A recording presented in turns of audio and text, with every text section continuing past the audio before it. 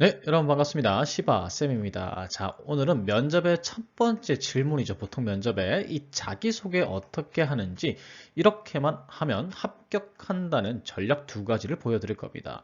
첫 번째 전략은요, 땡땡땡땡 자기소개를 한다. 두 번째 전략은 땡땡땡을 활용해서 자기소개를 한다. 이 두 가지 전략을 알려드릴 겁니다. 이 두 가지만 여러분들께서 지키시면요, 적어도 면접에서 합격 확률을 10%에서 20%까지 올릴 수 있을 겁니다. 자, 지금부터 전략 두 가지 알아보도록 하겠습니다. 먼저 첫 번째 전략부터 말씀드릴게요. 여러분들 면접이란 게 뭔지 한번 생각해 보십시오. 면접은 1등만 기억하는 더러운 세상입니다. 자, 무슨 소리냐? 여러분들 보통 면접을 3명에서 5명까지 3인 또는 5인, 4인 이렇게 다대다 면접으로 진행을 하죠. 그리고 합격자 배수도요, 보통 3배수, 5배수입니다. 이건 뭐냐면 결국 여러분들이 면접을 딱 들어가세요. 그러면 그 조에서 1등만 하면 여러분들 합격할 수가 있습니다. 그런데 이 1등을 하는 방법이요, 여러분들이 넘사벽으로 잘하는 것도 중요한데 다른 사람들이 당황하게 하는 것도 좋은 방법이에요.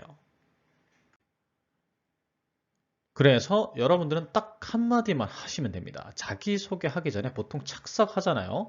착석하시면 자기소개할 때 일어서서 해도 되겠습니까? 이렇게 물어봅니다. 그럼 면접관들이 어떻게 하겠어요?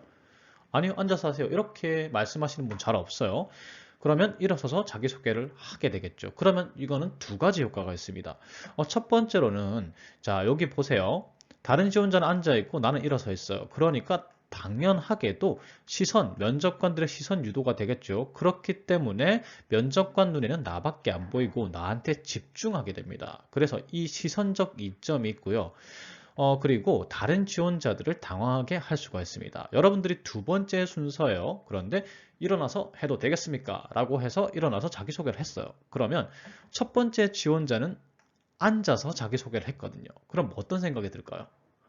헐, 나도 일어서서 할 거리라는 생각이 들겠죠, 맞죠? 그런데 사실 더 긴장이 되는 건 다음 사람이에요.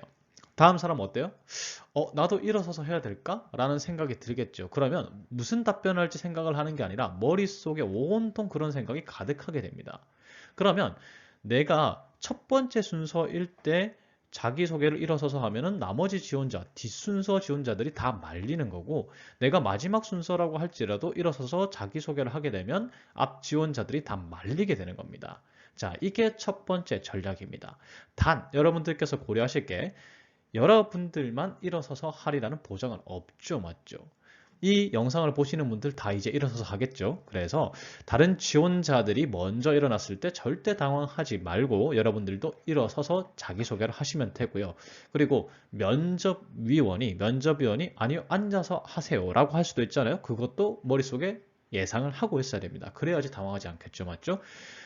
이 방법, 이 전략 첫 번째는 다른 사람을 당황시키는 게 목적이지 여러분들이 당황하시는 게 목적이 아닙니다. 자, 그거 생각하시고 준비하시면 됩니다. 자, 두 번째 전략은요, 간단합니다. 간단한 원리인데 여러분들 넷플릭스 많이 보시죠? 넷플릭스로 드라마 많이 보시는데 대사가 굉장히 잘 들립니다. 이 배우들의 대사가 굉장히 잘 들려요. 이유가 뭘까요? 간단하죠? TV로 본방을 보게 되면 자막이 안 나와요. 그런데 넷플릭스는 기본적으로 자막을 제공하잖아요. 그래서 그 텍스트와 함께 음성을 듣게 되니까 훨씬 더 전달력이 좋은 겁니다. 자, 이 원리를 면접에서도 활용할 수 있어요. 바로 여러분들의 이력서를 자막으로 활용하시면 됩니다. 예를 들어서 만약에 여러분들께서 자격증을 가지고 자기소개를 한다고 합시다. 그러면 이렇게 할 수 있어요. 면접관을 유도할 수 있는 거죠. 저의 입사 서류 중 자격증란을 봐주십시오. 라고 했어요. 그러면 위원들이 어떻게 해요? 여러분들의 이력서에서 자격증란 보겠죠. 그러면 마치 자막을 들으면서 음성을 듣는 것과 마찬가지로 이력서라는 자막을 보면서 여러분들의 자기소개를 듣는 겁니다. 그러니까 당연히 내용 전달이 훨씬 더 잘 될 수 있겠죠. 그리고 또 어떤 효과가 있냐면 여러분들이 면접 들어가시면요, 자기소개 시킬 때 막 위원들이 서류 검토를 해요. 근데 문제는 뭐냐면 여러분들이 자기소개를 하는데 여러분들 서류 말고 다른 분들, 다른 지원자분들 막 서류를 검토하고 있는 경우가 많습니다. 그런데 만약에 이렇게 여러분들께서 유도를 하신다면 여러분들에게 집중을 시키고 적어도 여러분들이 자기소개를 하는 동안에는 여러분들의 서류를 보게 돼요. 그래서 이렇게 집중 효과가 있는 거죠. 이렇게 이제 초반부터 집중을 하게 되면 나중에도 집중을 하게 되고 그리고 면접이 끝난 후에도 여러분들이 기억에 남게 되겠죠. 그래서 이 이력서를 자막으로 활용하는 전략, 그런 자기소개가 굉장히 중요합니다. 특히 입사 서류에 이력서에 이런 게 있으면 좋아요. 첫 번째로 여러분들이 단기간, 뭐 6개월이면 6개월, 3개월이면 3개월 이렇게 단기간 2개 이상의 자격증을 딴 경우가 있다라고 하면은 이렇게 할 수 있겠죠. 저의 자격증란을 봐주십시오. 특히 A 자격증과 B 자격증의 취득 기간을 보시면 확인해 주십시오. 그러면 매우 2개의 자격증을 보시면은 매우 짧은 기간에 2개의 자격증을 땄다는 걸 아실 수 있을 겁니다. 이런 식으로 자기소개를 하는 거예요. 그러면 면접관들이 확인을 하면은 굉장히 짧은 시간 안에 자격증 2개를 땄네? 이렇게 이제 인지를 하겠죠? 그러면 저는 자기 개발 능력이 있는 사람입니다. 시간 매우 관리를 잘 합니다. 목표 의식, 목표가 있으면 무조건 저는 그 달성을 위해서 노력을 합니다. 아니면 저는 성실합니다. 이런 키워드들을 자기소개에 사용하고 이력서를 근거로 해서 자기소개를 할 수가 있겠죠. 설득력을 더해서.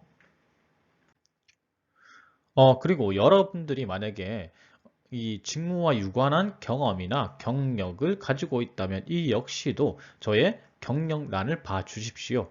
혹은 저의 경험 중에서 어떤 경험을 봐 주십시오. 이렇게 유도를 한 다음에 지금 지원 직무와 유사한 업무와 역할을 수행을 했습니다. 라고 자기소개를 할 수 있겠죠. 그래서 저는 실무 능력이 있는 사람입니다. 저는 실제 직무 역량이 뛰어납니다. 실제로 비슷한 업무를 해봤습니다. 이렇게 자기소개를 할 수가 있습니다. 그리고 여러분들께서 만약에 자격증 개수가 많거나 아니면 좀 상위 자격증들을 가지고 있다, 자격증 등급에 우위가 있다라고 생각을 하시면요. 저의 입사 서류 중 자격증란을 보십시오. 저는 학창 시절에 몇 개의 자격증을 취득하였습니다. 라고 할 수 있고요. 그 다음에 저는 땡땡 자격을 보유하고 있습니다. 이는 매우 어떤 직무 능력이 높다는 것을 의미합니다. 이런 식으로 자기소개를 할 수가 있겠죠. 그래서 이런 자격증란을 활용해서 직무 전문성을 어필을 하실 수가 있습니다. 그래서 이력서를 활용해서 자기소개서를 하기만 해도 여러분들의 합격 확률이 높아져요. 특히나 요즘 여러분들 중고 신입하고 경쟁 많이 하잖아요. 면접에 올라가 보면요. 최종 면접 가보면 신입 면접인데 경력을 가지신 분들이 되게 많습니다. 그래서 보통 중고 신입 분들은 이렇게 자기소개를 해요. 어떤 곳에서 어떤 업무를 해봤고요. 어떤 경력으로 어떤 능력을 키웠고 어떤 업무를 해봤습니다. 그러니까 해봤습니다라고 답변을 하세요. 그런데 보통 신입분들, 경력이 없는 신입분들은 저는 책임감이 뛰어납니다. 소통 능력이 뛰어납니다. 저는 봉사정신이 뛰어납니다. 이렇게 답변을 하세요. 그런데 그 근거로 드는 게 사례로 드십니다. 어떤 경험을 통해서 봉사활동을 보여줄 수 있습니다. 키웠습니다. 이런 식으로 한다는 거죠. 그런데 여러분들께서 면접위원이라면 생각을 해보세요. 해봤습니다라고 답변하는 분과 증거도 없는 소통 능력이 있습니다라고 답변하는 경우 누굴 뽑겠습니까? 당연히 해봤습니다라고 하는 중고 신입을 뽑을 수밖에 없어요. 그래서 웬만하면은 증거도 없는 태도를 가지고 자기소개를 하시는 거 웬만하면 하지 마십시오. 자기소개를 하실 때 어떤 지식이 뛰어납니다. 어떤 기술이 뛰어납니다. 여러분들이 가지고 있는 자격증이나 아니면 교육상을 가지고 자기소개를 하시는 게 낫고요. 만약에 태도로 자기소개를 한다고 하더라도 정량적 근거를 가지고 하십시오. 이력서를 가지고. 무슨 소리냐? 만약에 A라는 사람이 있어요. 그런데 저는 봉사정신이 뛰어납니다. 저는 노인복지에 관해서 봉사활동을 했는데요.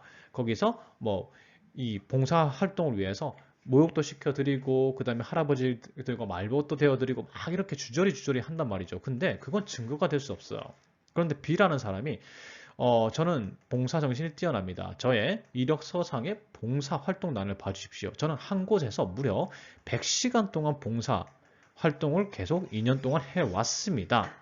라고 얘기를 해요. 그럼 어때요? 그럼 설득되죠. 당연히 이력서에 증거가 있으니까요. 그래서 이력서를 활용해서 여러분들이 자기소개서, 정량적 근거를 가지고 자기소개를 하는 게 여러분들의 합격률에 매우 지대한 영향을 미칩니다.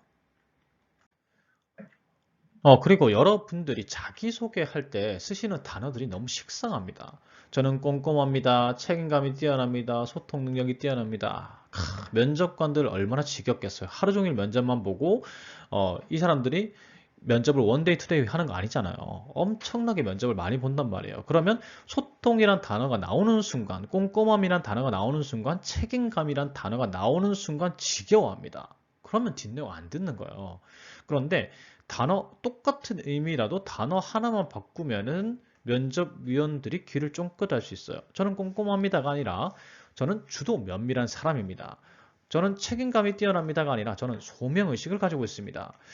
소통도 두 가지죠. 소통이라고 하면은 이제 서로 의사전달을 하는 과정인데 말을 하는 게 있고 잘하는 사람이 있고 잘 듣는 사람이 있을 거 아니에요. 그래서 저는 표현력이 뛰어납니다. 논리적으로 누군가를 설득하거나 전달하는 거, 정확한 전달을 하는데 뛰어납니다. 저는 설득력이 있습니다. 이렇게 얘기하시거나 아니면 저는 타인의 말을 들을 때 매우 집중력이 뛰어납니다. 이런 식으로 그냥 소통이 아니라 이런 키워드, 이게 면접에서 잘 안 들리는 키워드들이에요. 그래서 이런 키워드들을 가지고 말씀하시면요. 면접위원들이 못 듣던 새로운 단어이기 때문에 여러분들의 말에 집중을 하실 겁니다. 그래서 너무 식상한 단어라면은 사례를 바꿀 수도 없고 이런 걸 바꿀 수가 없다. 그러면은 단어만 동의어인데 똑같은 의미인데 좀 생소한 단어, 전문적인 단어로 바꾸시는 걸 추천드립니다. 자, 여기까지 자기소개하는 방법 알아봤고요. 제 영상이 도움이 되셨다면 구독, 좋아요 부탁드립니다.